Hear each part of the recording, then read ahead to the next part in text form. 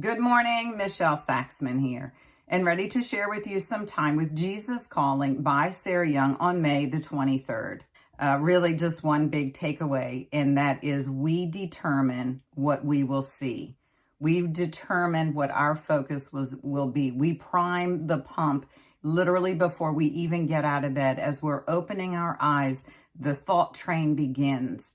And we get to determine, are we going to be led and tethered to the culture, or are we going to be led and tethered to the Spirit?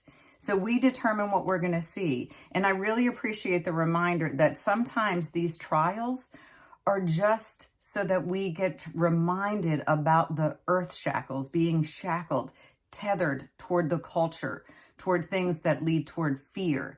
And as soon as we can kind of shed those shackles, we can dance more freely. We can see things from His perspective. All of this is about the journey of self-awareness, acknowledging what we're focusing on, shift our thoughts toward the powerful presence, seeking peace, and the gift in seeking peace.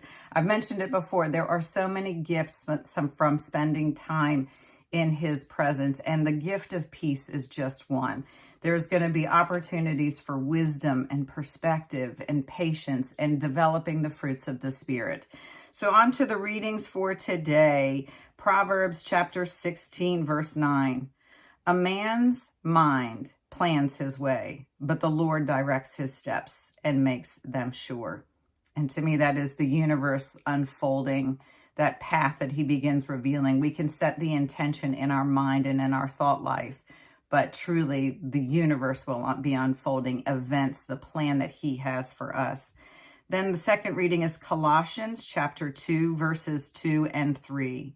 My purpose is that they may be encouraged in heart and united in love, so that they may have the full riches of complete understanding, in order that they may know the mystery of God, namely Christ, in whom are hidden all the treasures of wisdom and knowledge. Reading that one, it says the heart united in love as a community, but it's complete understanding. And that led me to the mind, the power of the mind aligning with the heart, and the benefit there in the wisdom and the knowledge. So making sure that we're living in alignment, mind, body, soul, and strength. And then as Isaiah chapter 33, verse 6. He will be the sure foundation of your times, a rich store of salvation and wisdom and knowledge. The fear of the Lord is the key to the treasure. And this, to me, the takeaway on this reading is acknowledging what my sure foundation is. Is it in the kingdom? Is it in the culture? Is it in something that is fleeting? Or is it going to be in peace, wisdom, knowledge, seeking His powerful presence? So y'all, this is about setting the intention early in the day. What are we going to see? Are we going to see the treasures, or are we going to see all the things that the culture is going to try to dictate? Are we going to be so busy that we miss all the blessings?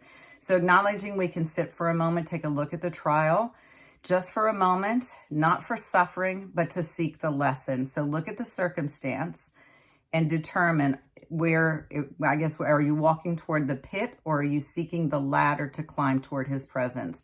So y'all have a super blessed day. Prime the pump, set the intention to see the treasures, and I guarantee you those miracles will not disappoint. Y'all have a super blessed day. Stay connected to the vine, and I will talk to you soon. Bye-bye.